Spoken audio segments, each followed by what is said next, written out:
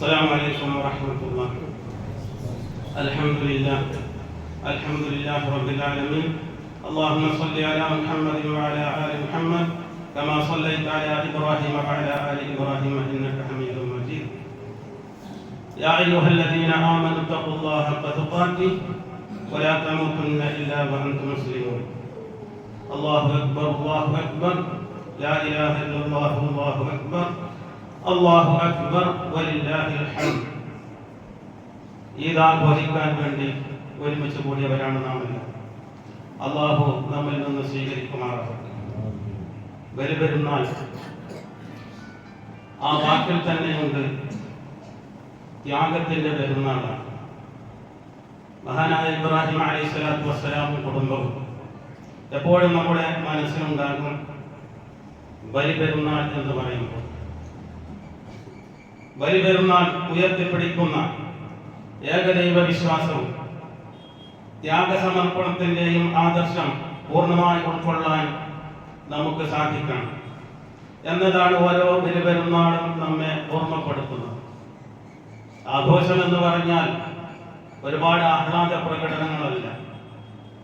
ഈ ആഘോഷം നമുക്ക് അനുഭവിക്കുവാൻ വേണ്ടി ത്യാഗം ചെയ്ത ഒരു കുടുംബത്തെ നാം ഓർക്കേണ്ടതുണ്ട്. അങ്ങനെയുള്ള ത്യാഗം ചെയ്യേണ്ടി വന്നാൽ അതിന് സന്നദ്ധരാക്കുവാൻ നാം ഒക്കെ തയ്യാറാകേണ്ടതുണ്ട്. ലോക മുസ്ലിങ്ങളെ പ്രതിസന്ധികളിൽ ഏതവസരത്തിലും ലോക മുസ്ലിങ്ങൾക്ക് പ്രതിസന്ധിയാണ്. ഇത് ഇന്നോ ഇന്നലെയോ തുടങ്ങിയതല്ല. നാം ഇന്നിവിടെ പെരുന്നാൾ ആഘോഷിക്കുമ്പോൾ നമ്മുടെ ഇന്ത്യയിൽ തന്നെ പല ഭാഗങ്ങളിലും ഇതുപോലെ ഒരുമിച്ച് കൂടുവാൻ സാധിക്കുന്നില്ല. അള്ളാഹു നമ്മുടെ സമാധാനം നിലനിർത്തുമാറാവട്ടെ. ബലിയർക്കുന്നതിന്റെ പേരിൽ ആക്രമിക്കപ്പെട്ടു. ബലിയർത്തിയിട്ടില്ല, അറുക്കും എന്ന് പറഞ്ഞുകൊണ്ട് വരെ അക്രമം നടത്തി മദ്രസകൾ അടിച്ചു തകർത്തു, പണ്ഡിതന്മാരെ വെടിവെച്ചു കൊന്നു. ഇത് ഇന്നും ഇന്നലെയും തുടങ്ങിയതല്ല. ഇതൊക്കെ കേട്ട് നാം ഭയപ്പെടേണ്ടതില്ല. ഇബ്രാഹിം നബി അലൈഹിസ്സലാത്തു വസ്സലാം തന്റെ ത്യാഗസന്നദ്ധതയിലൂടെ നമുക്ക് കാണിച്ചു തരുന്ന മാർഗമാണ്. ത്യാഗവും സമർപ്പണവും സ്നേഹവും എന്തെന്ന് സ്വന്തം ജീവിതത്തിലൂടെ കാണിച്ചു തന്ന ഇബ്രാഹിം അലൈഹിസ്സലാത്തു വസ്സലാമിന്റെ ഓർമ്മകൾ അയവിറക്കുകയാണ് വിശ്വാസികൾ. ത്യാഗത്തിന്റെ ജീവിത മാർഗമായിരുന്നു അദ്ദേഹത്തിന്റെ. പ്രിയപ്പെട്ടവരെ, ത്യാഗം എന്ന വാക്ക് സുപരിചിതമായ ഒരവസരമാണിത്. കുടുംബത്തിനും വ്യക്തിപരമായ കാര്യങ്ങൾക്ക് വേണ്ടി പലതും നാം ത്യാഗം ചെയ്യാറുണ്ട്. എന്നാൽ നമ്മുടെ ആദർശം നിലനിർത്തുന്നതിന് വേണ്ടി, നമ്മുടെ പരലോകം വിജയത്തിന് വേണ്ടി നാം എന്താണ് ത്യാഗം ചെയ്തത് എന്ന് നാം ഓരോരുത്തരും ആത്മവിചിന്തനം നടത്തി നോക്കുക. അള്ളാഹുവിന് വേണ്ടി നാം എന്ത് ചെയ്തു? നമ്മുടെ കുടുംബത്തിന് വേണ്ടി നാം നാടും വീടും വിട്ട് പല സ്ഥലങ്ങളിലും പോയി അധ്വാനിച്ചു. രാപ്പകലില്ലാതെ, പലപ്പോഴും ഭക്ഷണമില്ലാതെ അലഞ്ഞു തീർന്നു. എന്നാൽ നമ്മുടെ കുടുംബത്തിന്റെ ആഖിറത്തിന്റെ വിജയത്തിന് വേണ്ടി എന്ത് ത്യാഗമാണ് നാം സഹിച്ചത്? അവിടെയാണ് ഇബ്രാഹിം നബി അലൈഹിസ്സലാത്തു വസ്സലാമും കുടുംബവും വ്യത്യസ്തമാക്കുന്നത്. ആരുമില്ലാത്ത മക്കയുടെ മണലാരണ്യത്തിൽ തന്റെ ഭാര്യയെയും ചോരക്കുഞ്ഞിനെയും തനിച്ചാക്കി പോന്നു. ആരുമുണ്ടായിരുന്നില്ല മക്കത്ത്. ഹാജറിനെയും ഇസ്മായിലാകുന്ന കുഞ്ഞിനെയും കൊണ്ടുവിടുമ്പോൾ മക്കത്ത് പരിസരത്ത് ഒരു മനുഷ്യക്കുഞ്ഞു പോലുമില്ല. നാം ഒന്ന് സങ്കല്പിച്ചു നോക്കൂ. അപരിചിതമായ ഒരു സ്ഥലം, തണലിന്റെ മരങ്ങൾ വരെ ഇല്ലാത്ത പാറക്കെട്ടുകൾ നിറഞ്ഞ മക്ക. ഇബ്രാഹിം നബി അലൈഹിസ്സലാം അവിടെ വരെ കൊണ്ടു ചെന്നാക്കുമ്പോൾ ഒരു പാത്രത്തിൽ അല്പം വെള്ളവും ഒരല്പം കാരക്കയും മാത്രമാണ് ഉണ്ടായിരുന്നത്. അവരവിടെ വിട്ട് തിരിച്ചു പോകുമ്പോൾ ഹാജർ പിന്നാലെ പോയി ചോദിക്കുന്നുണ്ട്, എന്തിനാണ് ഈ വിജനമായ സ്ഥലത്ത് ഞങ്ങളെ വിട്ടുപോകുന്നത് എന്ന്. ഇബ്രാഹിം അലൈഹിസ്സലാത്തു വസ്സലാം തിരിഞ്ഞു നോക്കിയില്ല. അള്ളാഹുവിന്റെ കൽപ്പനയാണ്. അവസാനം ഹാജർ ചോദിച്ചു, ഇത് അള്ളാഹുവിന്റെ കൽപ്പനയാണോ എന്ന് ചോദിച്ചു. ഇബ്രാഹിം അലൈഹിസ്സലാത്തു വസ്സലാം തലയാട്ടി. അതേ എന്ന് പറഞ്ഞില്ല, വാക്കുകൾ വരുന്നില്ല, തലയാട്ടി. അപ്പോൾ ഹാജർ പറഞ്ഞൊരു വാക്കുണ്ട്, നമ്മുടെ സ്ത്രീകളും അത് മനസ്സിലാക്കണം. ഇദൻ ലാ യുദയ്യുന, അങ്ങനെയാണെങ്കിൽ അള്ളാഹു ഒരിക്കലും ഞങ്ങളെ കൈവെടിയുകയില്ല. അവിടെ ജനവാസമില്ല, സംസാരിക്കാൻ ഒരാളില്ല. ഈ കുഞ്ഞിന് പോലും സംസാരിക്കാനുള്ള പ്രായമായിട്ടില്ല. കുഞ്ഞു കിടന്ന് കരയുകയാണ് വെള്ളം തീർന്നപ്പോൾ. കുടിക്കാൻ വെള്ളമില്ല, കുഞ്ഞിന് കൊടുക്കാൻ പാലില്ല. സഫാ മറവുകൾക്കിടയിൽ നാം സഅീ ചെയ്യുമ്പോൾ, ഹാജിമാർ സഅീ ചെയ്യുമ്പോൾ നാം എപ്പോഴെങ്കിലും അത് ഓർത്തു നോക്കിയിട്ടുണ്ട്. എല്ലാ സ്ഥലങ്ങളിലും പോയി ഇപ്പോൾ സെൽഫി എടുത്ത് വിടുകയാണ് ജനങ്ങൾ. അവിടുത്തെ ത്യാഗം, അവർ ഓടിയ ത്യാഗം ഇന്ന് വല്ലാത്ത സൗകര്യമാണ്. എന്തായിരിക്കും ആ ഉമ്മയുടെ അവസ്ഥ? വെറുതെ ഓടിയതല്ല, വെള്ളം തേടി ഓടിയതാണ്. സഫാ കുന്നിൻ മുകളിൽ കയറി ചുറ്റുഭാഗത്തേക്ക് നോക്കി എവിടെയെങ്കിലും ജനസാന്നിധ്യമുണ്ടോ അല്ലെങ്കിൽ വെള്ളം കാണാനുണ്ടോ എന്നൊന്നും കാണുന്നില്ല. മറുപടിയിലേക്ക് ഓടി കുഞ്ഞിന്റെ കരച്ചിൽ കേൾക്കുന്നു, കുഞ്ഞിന്റെ അടുക്കലേക്ക് പോകും, ആശ്വസിപ്പിക്കും. അങ്ങനെ അങ്ങോട്ടും ഇങ്ങോട്ടും ഓടി 7 പ്രാവശ്യം. അവസാനം നാമൊക്കെ ഹാജിമാർ വന്നപ്പോൾ ചോദിക്കാറില്ലേ, സംസം വെള്ളം കൊണ്ടുവന്നില്ലേ എന്ന്? നമ്മുടെ വീടുകളിലൊക്കെ സംസം വെള്ളമില്ല എന്ന് കുടിക്കുമ്പോൾ എപ്പോഴെങ്കിലും ഹാജറിനെ നാം ഓർത്തിട്ടുണ്ട്. ഇസ്മായിലാകുന്ന കുഞ്ഞ്, ആ കുഞ്ഞ് വാവിട്ട് കരഞ്ഞപ്പോൾ അത്ഭുതകരമായി അള്ളാഹു നൽകിയ വെള്ളം സംസം, അതവിടെ പോയി കൊണ്ടുവരുവാൻ അള്ളാഹു നമുക്ക് തൗഫീഖ് ചെയ്യട്ടെ. മോഹങ്ങളും സ്വപ്നങ്ങളും മാറ്റിവെച്ച് ഇബ്രാഹിം നബി അലൈഹിസ്സലാം ഹാജർ മാറ്റിവെച്ച മോഹങ്ങളും സ്വപ്നങ്ങളും ഭർത്താവിനോട് കയർത്ത് സംസാരിച്ചില്ല, ഒന്നും പറഞ്ഞില്ല. അള്ളാഹുവിന്റെ വിധിയാണെങ്കിൽ ഞങ്ങൾ അതിന് തയ്യാറാണ് എന്ന് ഇബ്രാഹിം നബി മാത്രമല്ല ത്യാഗം ചെയ്തത്, ഹാജറും അതിലേറെ ത്യാഗം ചെയ്തിട്ടുണ്ട്. മകൻ ഇസ്മായിൽ അലൈഹിസ്സലാത്തു വസ്സലാം ആരുമില്ലാത്ത മക്കയുടെ മണലാരണ്യത്തിൽ തന്റെ ഭാര്യയെയും കുഞ്ഞിനെയും ഉപേക്ഷിച്ചു പോകുമ്പോൾ എന്തായിരിക്കും ഇബ്രാഹിം നബി അലൈഹിസ്സലാത്തിന്റെ മനസ്സിൽ? എന്റെ ഭാര്യയെയും കുഞ്ഞിനെയും ആര് സംരക്ഷിക്കും? അവിടെയാണ് ഇബ്രാഹിം നബി അലൈഹിസ്സലാത്തു വസ്സലാം എല്ലാ അവസരത്തിലും പറഞ്ഞിരുന്നത്, ഹസ്ബി അല്ലാഹ്, എനിക്ക് അല്ലാഹു മതി എന്നുള്ള സന്ദേശം. ഹാജറിനും അതറിയാം, ആരില്ലെങ്കിലും അല്ലാഹു നമ്മോടൊപ്പം ഉണ്ട് എന്ന് ഹാജറിനും അതറിയാമായിരുന്നു. അവർ സമാധാനമടഞ്ഞു. ദിവസങ്ങൾ കഴിഞ്ഞു, മാസങ്ങൾ കഴിഞ്ഞു, കുഞ്ഞൽപ്പം വലുതായി, ആരുമില്ല, ഒരു മനുഷ്യരുമില്ല. അപ്പോഴാണ് നാടോടികളായ ജുർഹും ഗോത്രക്കാർ ആ പരിസരത്തോടുകൂടി പോകുന്നത്. നാടോടികളാണ്, ഒരു നാട്ടിൽ സ്ഥിരതാമസമില്ലാത്തവരാണ്. അവരിങ്ങനെ ഓരോ സീസണിലും പല നാടുകളിലേക്കും പോകും, ആടിനെ മേയിച്ചുകൊണ്ടും പോകും ജുർഹും ഗോത്രക്കാർ. അപ്പോഴാണ് അവർ അവിടെ വെള്ളത്തിലുണ്ടാകുന്ന പക്ഷികളെ കണ്ടത്. വെള്ളത്തിന്റെ പരിസരം ഉണ്ടാകുന്ന പക്ഷികൾ പറക്കുന്നത് കണ്ടപ്പോൾ ആ ഗോത്രക്കാർ തലവൻ പറഞ്ഞു, ഇവിടെ മനുഷ്യ സാന്നിധ്യമുണ്ട്, ഇവിടെ എവിടെയോ വെള്ളമുണ്ട്, വെള്ളമുള്ളത് കൊണ്ടാണ് ഈ പക്ഷികളെ കാണുന്നത്. അങ്ങനെ അന്വേഷിച്ചു പോയപ്പോൾ ഒരു തടാകം കണ്ടു, ഒരു കിണർ, ഒരു ഉമ്മയും ഒരു കൊച്ചുമകനും മാത്രം. അവര് ചോദിച്ചു, ഞങ്ങളിവിടെ താമസിച്ചു കൊള്ളട്ടെ എന്ന്. ഹാജർ പറഞ്ഞു, താമസിച്ചു കൊള്ളു, ഞങ്ങൾക്കൊരു അയൽവാസികളായല്ല. അങ്ങനെയാണ് അവിടെ മക്കയിൽ ജനവാസം ആരംഭിച്ചത് തന്നെ. ഇബ്രാഹിം അലൈഹിസ്സലാത്തു വസ്സലാം തിരിച്ചുപോയി. ഇസ്മായിൽ അലൈഹിസ്സലാത്തു വസ്സലാം വളർന്നുകൊണ്ടേയിരുന്നു. അള്ളാഹുവിന്റെ കൽപ്പനയുണ്ടായി. ഇബ്രാഹിം നബി അലൈഹിസ്സലാം ഒരു പ്രാവശ്യം തിരിച്ചു വന്നപ്പോൾ ഈ മകനെ അറുക്കുവാൻ വേണ്ടിയിട്ട്, ബലി നൽകുവാൻ വേണ്ടിയിട്ട്, തനിക്കുള്ളതെല്ലാം എന്തായാലും അള്ളാഹുവിന് വേണ്ടി ബലി നൽകുവാൻ സന്നദ്ധനായ ഇബ്രാഹിം നബി അലൈഹിസ്സലാത്തു വസ്സലാം മകനോട് ചോദിച്ചു, മകനെ, ഞാൻ ഇങ്ങനെ ഒരു സ്വപ്നം കണ്ടിരിക്കുന്നു, എന്താണ് നിന്റെ അഭിപ്രായം? മകൻ തിരിച്ചൊന്നും പറഞ്ഞില്ല. ആ മകനിലും നമുക്ക് മാതൃകയുണ്ട്, ഇബ്രാഹിം എന്ന വാപ്പയിൽ നമുക്ക് മാതൃകയുണ്ട്, ഹാജർ എന്ന ഭാര്യയിൽ നമുക്ക് മാതൃകയുണ്ട്, ഇസ്മായിൽ എന്ന മകനിലും നമുക്ക് മാതൃകയുണ്ട്. ഇസ്മായിൽ പറഞ്ഞു, ഇൻഷാ അല്ലാഹ് ഞാൻ അതിന് തയ്യാറാണ്, വാപ്പ തയ്യാറായിക്കോളൂ എന്ന്. അള്ളാഹു പരിമൃഗത്തെ ഇറക്കി കൊടുത്തു, അതറുത്തു. ഇബ്രാഹിം നബി അലൈഹിസ്സലാം തയ്യാറായി മകനെ അറക്കാൻ വേണ്ടി. അതിന്റെ ഓർമ്മ പുതുക്കിക്കൊണ്ടാണ് നാം ബലിയറുക്കുന്നത്. അല്ലാഹു റസൂൽ സ്വല്ലല്ലാഹു അലൈഹി വസല്ലമ നമുക്കത് പഠിപ്പിച്ചത് അതിനായിരുന്നു. അല്ലാഹു കൽപ്പിച്ചത് എന്തായാലും അത് അപ്രകാരം തന്നെ ചെയ്യുക. പരീക്ഷണങ്ങൾ നമ്മുടെ ജീവിതത്തിൽ വന്നുകൊണ്ടേയിരിക്കും. പരീക്ഷണമില്ലാത്ത ഒരു കാലഘട്ടം വന്നാൽ അല്ലാഹു നമ്മളെ കൈവിട്ടിരിക്കുന്നു എന്ന് നാം മനസ്സിലാക്കണം. നമ്മുടെ മനസ്സിനെ സ്ഫുടം ചെയ്യുവാൻ വേണ്ടിയാണ് അല്ലാഹു ഓരോ പരീക്ഷണങ്ങളും ബുദ്ധിമുട്ടുകളും കഷ്ടപ്പാടുകളും നമുക്ക് തന്നുകൊണ്ടേയിരിക്കുന്നത്. എന്റെ ആയുസ്സും ആരോഗ്യവും പടച്ചറപ്പ് നൽകിയതാണ്. അവന്റെ ഇഷ്ടത്തിന്, അവന്റെ പ്രീതിക്കായി സർവ്വതും സമർപ്പിച്ചുകൊണ്ടാണ് ഞാൻ ജീവിക്കേണ്ടത് എന്ന് ഇബ്രാഹിം നബി അലൈഹിസ്സലാത്തു വസ്സലാം നമുക്ക് കാണിച്ചു തന്നു. അതിനിടയിൽ പലതും സംഭവിച്ചേക്കാം.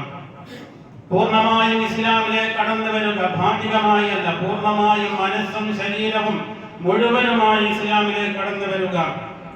ഇബ്രാഹിം നബി അലൈഹിസ്സലാത്തു വസ്സലാമിനോട് അല്ലാഹു പറഞ്ഞില്ല, ഇദ് ഖാല റബ്ബുഹു അസ്ലിം ഖാല അസ്ലംതു ലിറബ്ബിൽ ആലമീൻ. നീ അനുസരണയുള്ളവനാവുക, നീ മുസ്ലിമാവുക എന്ന് പറഞ്ഞപ്പോൾ ഇബ്രാഹിം നബി അലൈഹിസ്സലാം മറിച്ചൊന്നും ചിന്തിച്ചില്ല. അതെ, ഞാൻ പൂർണ്ണനായ മുസ്ലിമാകുന്നു എന്ന് ഇബ്രാഹിം നബി അലൈഹിസ്സലാം അള്ളാഹുവിനോട് സമ്മതിച്ചു പറഞ്ഞു. നമുക്കും അങ്ങനെ പറയാൻ സാധിക്കണം. എല്ലാ അവസരത്തിലും, നാട്ടിലായാലും വീട്ടിലായാലും വിദേശത്തായാലും, അഥവാ നാം എവിടെയെങ്കിലും പിക്നിക്കിന് പോയതാണെങ്കിലും ഒക്കെ അള്ളാഹു എന്നോടൊപ്പമുണ്ട്, അള്ളാഹു എന്നെ വീക്ഷിച്ചു കൊണ്ടിരിക്കുന്നു, പൂർണ്ണമായി ഞാൻ മുസ്ലിമാകണം എന്നുള്ള ചിന്ത നമ്മുടെ മനസ്സിൽ ഈ പെരുന്നാളായാൽ പ്രത്യേകം ഉണ്ടായിരിക്കണം. പൂർണ്ണമായി ഇസ്ലാമിൽ പ്രവേശിച്ചാൽ ഇബ്ലീസിന്റെ കാൽപ്പാടുകളിൽ നിന്ന്, ഇബ്ലീസിനെ പിൻപറ്റുന്നതിൽ നിന്ന് അള്ളാഹു നമ്മെ കാത്തുരക്ഷിക്കും. ഹജ്ജിന്റെ കർമ്മങ്ങൾ നോക്കും. അവിടെ പോയി ആർക്കും അല്ലാഹുവിന്റെ റസൂൽ സ്വല്ലല്ലാഹു അലൈഹി വസല്ലം പഠിപ്പിച്ച ഒരുപാട് പ്രാർത്ഥനകളുണ്ട്, തൽബിയത്തുകളുണ്ട്. ലബ്ബൈക അല്ലാഹുമ്മ ലബ്ബൈക ലബ്ബൈക ലാ ശരീക ലക്, തൽബിയത്തുകളുണ്ട്. അതിലൊക്കെ നാം പറയുന്നത് അല്ലാഹുവിനെ മാത്രമാണ് സ്മരിക്കുന്നത്. ഇബ്രാഹിം നബി അലൈഹി സ്വലാത്തു വസ്സലാം വലിയ മഹാനാണ്, ഉലുൽ അസ്മിൽപ്പെട്ട പ്രവാചകനാണ്. പക്ഷേ അവിടെ പോയി നാം ഇബ്രാഹിം നബി അലൈഹി സ്വലാത്തു വസ്സലാമിനോട് പ്രാർത്ഥിക്കുന്നില്ല, ഹാജറിനോട് പ്രാർത്ഥിക്കുന്നില്ല, ഇസ്മായിലിനോട് പ്രാർത്ഥിക്കുന്നില്ല. പ്രാർത്ഥിക്കാൻ പാടില്ല. കാരണം ഇബ്രാഹിം നബി അലൈഹി സ്വലാത്തു വസ്സലാം പഠിപ്പിച്ചു തന്ന സന്ദേശം അതായിരുന്നു, അള്ളാഹുവിനോട് മാത്രം പ്രാർത്ഥിക്കുക. അതിനു വേണ്ടിയാണ് അദ്ദേഹം വീട് വിട്ട് ഇറങ്ങേണ്ടി വന്നത്. സൗകര്യമുണ്ടായിരുന്നു അദ്ദേഹത്തിന്റെ വീട്ടിൽ, പഞ്ഞമുണ്ടായിരുന്നില്ല, ദാരിദ്ര്യമുണ്ടായിരുന്നില്ല. തൗഹീദ് പറഞ്ഞതിന് വേണ്ടി വാപ്പ ആട്ടിപ്പുറത്താക്കി, ആരുമില്ലാതെ പല നാടുകളിലൂടെ ചുറ്റി സഞ്ചരിക്കേണ്ടി വന്നു ഇബ്രാഹിം നബി അലൈഹി സ്വലാത്തു വസ്സലാമിന്. ഇബ്രാഹിം നബി അലൈഹി സ്വലാത്തു വസ്സലാമിന് നാം അറിയപ്പെടുന്നത് പിതാവ് എന്നാണ്. أصبحنا على فطرة الإسلام وكلمة الإخلاص وعلى دين نبينا محمد وعلى ملة أبينا إبراهيم عليه السلام وعلى ملة أبينا. എന്താ അർത്ഥം? ഞങ്ങളുടെ പിതാവായ ഇബ്രാഹിം നബി അലൈഹി സ്വലാത്തു വസ്സലാമിന്റെ മാർഗത്തിലാണ് നാം എന്ന്.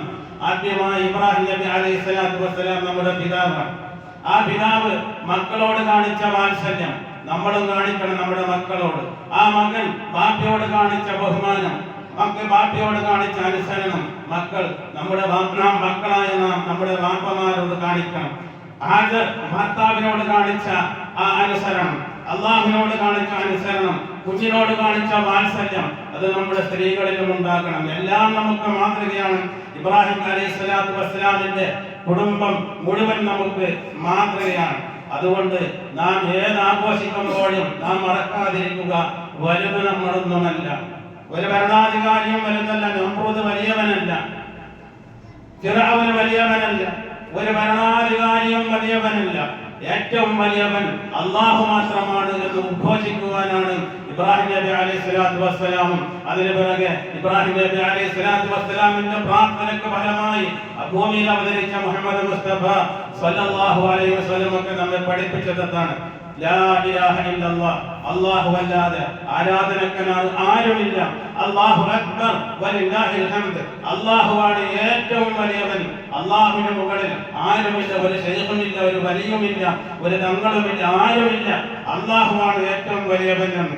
ഈ പെരുന്നാൾ തൗഹീദിന്റെ പെരുന്നാൾ, തൗഹീദുള്ളവർക്ക് ആഘോഷിക്കുവാൻ വേണ്ടിയുള്ളതാണ് പെരുന്നാൾ. ഈ പെരുന്നാളിനും നാം പത്രങ്ങളിൽ പരസ്യം കണ്ടു, പെരുന്നാൾ നമസ്കാരം കഴിഞ്ഞ ഉടനെ സിയാറത്ത് ടൂറുണ്ട് പല സ്ഥലങ്ങളിലേക്കും, ഇത്ര രൂപയാണ്, ഇന്ന് ഉസ്താദിന്റെ നേതൃത്വത്തിലാണ് പോകുന്നത് എന്ന്.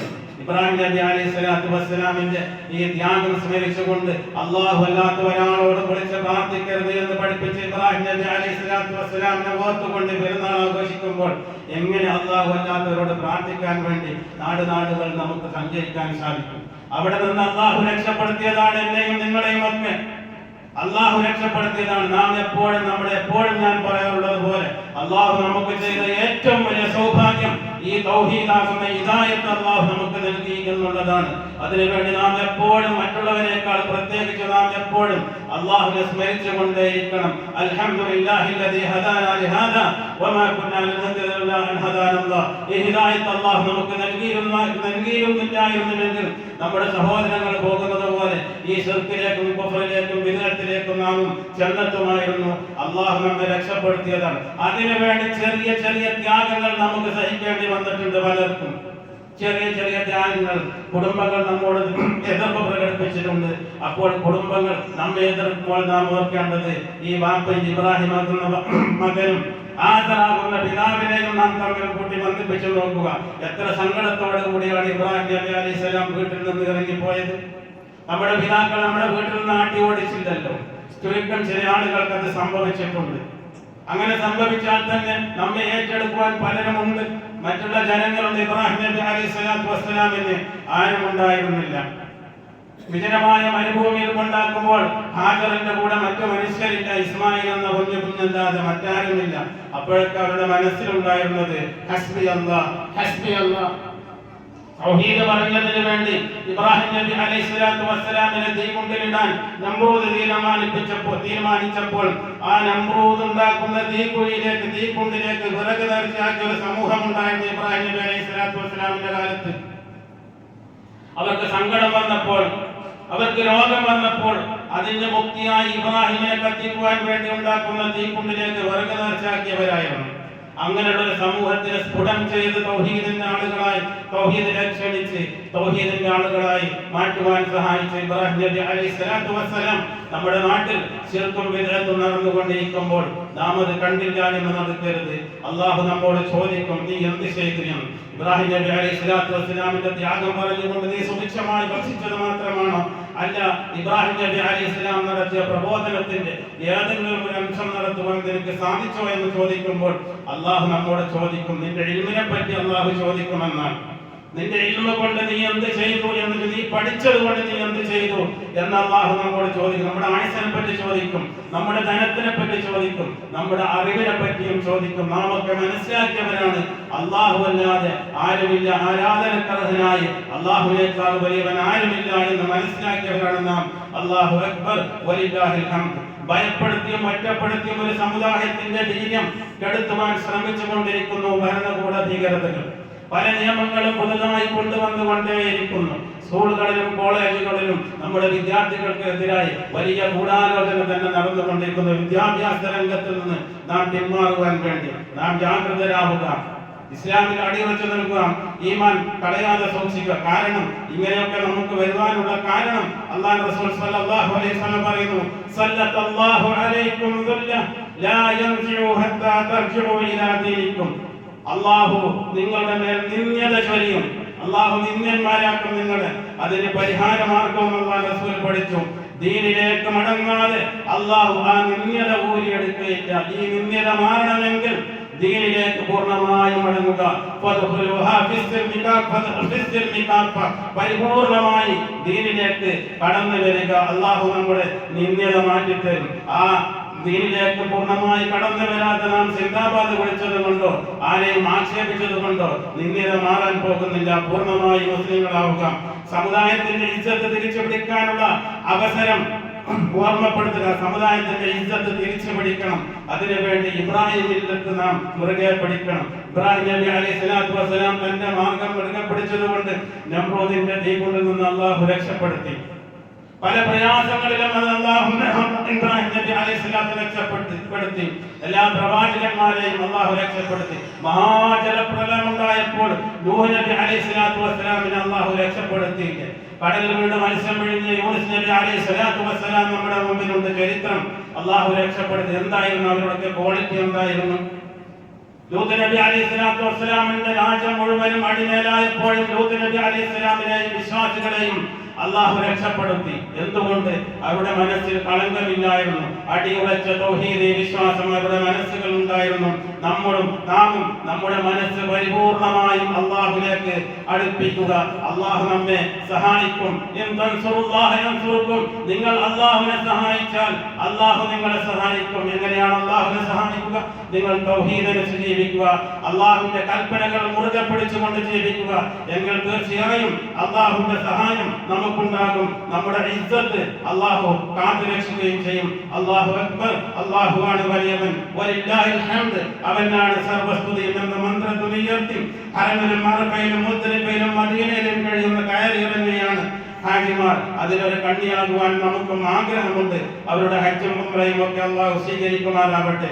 നമുക്കും അങ്ങനെ ചെയ്യുവാൻ അല്ലാഹു തൗഫീഖ് ചെയ്യട്ടെ. വിശുദ്ധ ഖുർആനിൽ നൂറുകണക്കിന് പ്രാർത്ഥനകളുണ്ട്. വിശുദ്ധ ഖുർആനിൽ ഹജ്ജിന് പോയാൽ അവിടെ പറയാനുള്ള നൂറുകണക്കിന് പ്രാർത്ഥനകൾ അല്ലാഹു റസൂൽ നമുക്ക് പഠിപ്പിച്ചു തന്നിട്ടുണ്ട്. ഒന്നിലും ഒരിക്കലും അല്ലാഹു അല്ലാത്ത ഒരാളോടുള്ള പ്രാർത്ഥന എവിടെയും ഇല്ല എന്ന് നാം മനസ്സിലാക്കുക. ഖുർആനിലെ പ്രാർത്ഥന ഇബ്രാഹിം നബി അലൈഹിസ്സലാം നമുക്ക് മാതൃകയാണ്. റബ്ബി ഹബ്ലി മിനസ് സ്വാലിഹീൻ, റബ്ബേ എനിക്കൊരു സ്വാലിഹായ സന്താനത്തിനെ തരണേ എന്ന് ഇബ്രാഹിം നബി പ്രാർത്ഥിച്ചത് അല്ലാഹുവിനോടാണ്. നമ്മിൽ പലരും പ്രാർത്ഥിക്കുന്നത് മറ്റ് പലരോടുമാണ്. ചില മരങ്ങളിൽ പോയി തൊട്ടിൽ കെട്ടുന്ന ആളുകൾ വരെയുണ്ട് കുഞ്ഞുണ്ടാക്കുവാൻ വേണ്ടി. ചില മരങ്ങളിൽ പോയി തൊട്ടിൽ കെട്ടുന്ന ആളുകൾ, വിവാഹം ശരിയായി നൽകാൻ വേണ്ടി ചില മരങ്ങൾക്ക് വള കൽപ്പിക്കുന്ന ആളുകൾ വള കൊണ്ടുപോയില്ല മരത്തിന്. ഞാൻ പോയി കണ്ടതാണ് സംഭവങ്ങളൊക്കെ. അവിടെ നിന്നാണ് എന്നെ പോലുള്ളവരെ നിങ്ങളെയൊക്കെ അല്ലാഹു രക്ഷപ്പെടുത്തിയത് എന്നുള്ള ബോധമുണ്ടാവുക. നാം മാതൃകയായി ജീവിക്കേണ്ടവരാണ്, മറ്റുള്ളവരെ പോലെയല്ല നാം. അല്ലാഹു നിങ്ങളെ തെരഞ്ഞെടുത്തിരിക്കുന്നു എന്ന് സൂറത്തുൽ ഹജ്ജിന്റെ അവസാന ഭാഗങ്ങളിൽ അല്ലാഹു പറയുന്നു. നിങ്ങൾക്ക് അല്ലാഹു മുസ്ലിം എന്ന് പേര് നൽകുകയും ചെയ്തിരിക്കുന്നു. അതുകൊണ്ട് നാം മാതൃകയാണ്. നമ്മളെ കണ്ടാണ് മറ്റുള്ള ആളുകൾ, നമ്മുടെ സ്വഭാവവും നമ്മുടെ പെരുമാറ്റവും കണ്ടാണ് മറ്റുള്ള ആളുകൾ ഈ തൗഹീദ് പ്രസ്ഥാനത്തിലേക്ക് കടന്നു വരേണ്ടത്. അതുകൊണ്ട് എല്ലാ അവസരങ്ങളിലും ജീവിതത്തിന്റെ എല്ലാ മേഖലകളിലും നാം അല്ലാഹുവിനെ മറക്കാതെ, അല്ലാഹുവിന്റെ റസൂലിന്റെ നിർദ്ദേശങ്ങൾ തള്ളിക്കളയാതെ പൂർണ്ണമായ മുസ്ലിങ്ങളായി ജീവിക്കുക. എങ്കിൽ നമുക്ക് നല്ലത്, നമ്മുടെ ആഖിറത്തിന് നല്ലത്, നമ്മുടെ മക്കൾക്ക് നല്ലത്. ഇല്ല എങ്കിൽ നാം പേരിന് മാത്രം തൗഹീദിന്റെ വക്താക്കളായാൽ നാം അപകടത്തിൽപ്പെട്ടു പോകും. അല്ലാഹു നമ്മെ കാത്തുരക്ഷിക്കുമാറാവട്ടെ. ഈ പെരുന്നാൾ നമുക്ക് ശാന്തിയും സമാധാനവും ഉണ്ടാകണം. അതിനുവേണ്ടി വീട്ടിൽ കുടുംബക്കാർ പരസ്പരം സ്നേഹവും ബഹുമാനവും അനുസരണയും കാണിക്കണം. ഭാര്യമാർ ഭർത്താക്കന്മാരെ അനുസരിക്കുക. ഭർത്താക്കന്മാർ ഭാര്യമാർക്കുള്ള അവകാശങ്ങൾ മുഴുവനും കൊടുത്തു തീർക്കുക. അവരെ വെറും ജോലിക്കാരിയായി കാണാതിരിക്കുക. പരിപൂർണമായി അവർക്ക് സ്നേഹവും ബഹുമാനവും കൊടുക്കുക. എങ്കിൽ നമ്മുടെ കുടുംബം ശാന്തമാകും, കുടുംബം സമാധാനത്തിലാകും. മക്കൾ മാതാപിതാക്കളെ ആദരിക്കുക. മാതാപിതാക്കളെ ആദരിക്കാത്തവർക്ക് ഒരിക്കലും സ്വർഗത്തിൽ പ്രവേശിക്കാൻ സാധിക്കുകയില്ല. ഏത് മക്കളാണെങ്കിലും എത്ര വലിയ മക്കളാണെങ്കിലും അവരുടെ മാതാപിതാക്കളെ ആദരിക്കണം. മാതാപിതാക്കൾ മക്കളോട് കാരുണ്യത്തോടു കൂടി വർത്തിക്കുക. കുടുംബ ബന്ധങ്ങൾ നിലനിർത്തുക. പല സ്ഥലങ്ങളിലും പോകുവാൻ നാം തയ്യാറാണ്. അതോടൊപ്പം നമ്മുടെ കുടുംബക്കാരുടെ വീടുകളിലൊക്കെ നാം സന്ദർശിക്കുക. അറ്റുപോയ ബന്ധങ്ങൾ, മുറിഞ്ഞുപോയ ബന്ധങ്ങൾ കൂട്ടിച്ചേർക്കുക. അല്ലാഹു നമുക്ക് തൗഫീഖ് ചെയ്യട്ടെ. ഈ പെരുന്നാൾ നമുക്ക് ശാന്തിയും സമാധാനവും നൽകുന്ന ഒരു പെരുന്നാളായി അല്ലാഹു മാറ്റട്ടെ. ഭാവി ജീവിതത്തിൽ ധൈര്യത്തോടെ സമർത്ഥമായി ആരെയും ഭയക്കാതെ അല്ലാഹുവിനെ മാത്രം ഭയപ്പെട്ടുകൊണ്ട് ജീവിക്കുന്ന മുത്തഖീങ്ങളിൽ മുവഹ്ഹിദുകളിൽ ഉൾപ്പെടുത്തി അല്ലാഹു നാം അവരെയും സഹായിക്കുമാറാവട്ടെ. ഈ പെരുന്നാളിന്റെ എല്ലാ ആശംസകളും നേർന്നുകൊണ്ട് തഖബ്ബലല്ലാഹു മിന്നാ വ മിൻകും.